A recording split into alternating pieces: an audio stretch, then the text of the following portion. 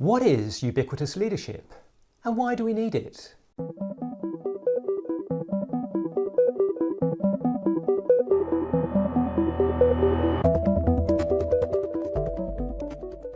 Welcome to the Leadership Disruption channel. My name is Ade McCormack. My focus is on societal transformation and helping leaders build people-centric, super-resilient organisations that delight all stakeholders. The world is becoming more uncertain and volatile, and that is causing disruption.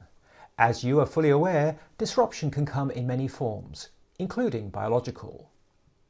Leadership needs a reset, hence my new channel. Leadership in the industrial era was confined to a handful of people in a well-appointed room. They made all the significant decisions for the organisation. Everyone else in the building simply followed the operations manual. This had a dehumanising impact on the workers, reducing them to cogs in the factory machine. They were stripped of their curiosity, creativity, courage and autonomy in the quest to create a hyper-efficient factory.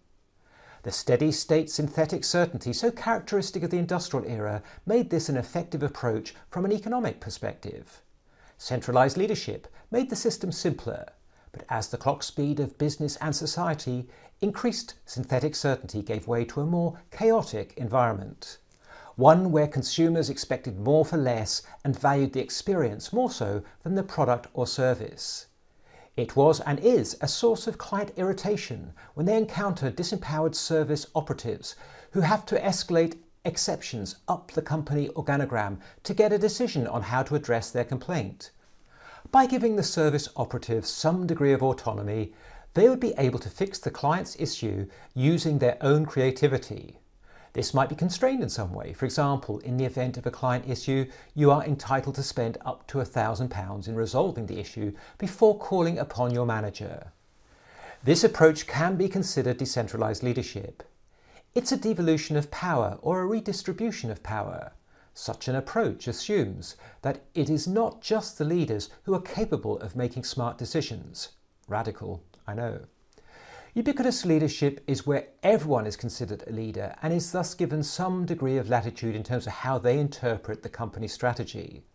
Rather than having to seek permission from the US head office, the Asia-Pacific leadership can create marketing programs, products and services that will resonate with the local markets. With such latitude comes innovation, but also risk. The senior executive team needs to recognise this and encourage risk-taking. Otherwise, the leaders/managers further down the organisation will play it safe and stick to the script/operations manual, regardless of the customer experience. The industrial era model regarded leadership as a role. In the digital age, it is a competence that everyone needs to have. Leaders do not need to have formal people management responsibility. If the role involves influencing others, then that is also a leadership role. Ubiquitous leadership requires a culture of trust. Ubiquitous leadership is needed to create super-resilient organisations that can adapt and respond quickly to market changes. Until the next episode, be ready. If you're interested in becoming a leader who builds people-centric, super-resilient organisations that delight all stakeholders, then please click on the subscribe button. Use the comments section to let me know what you would like covered in future episodes. And finally, if you like this video, then you know what needs to be done.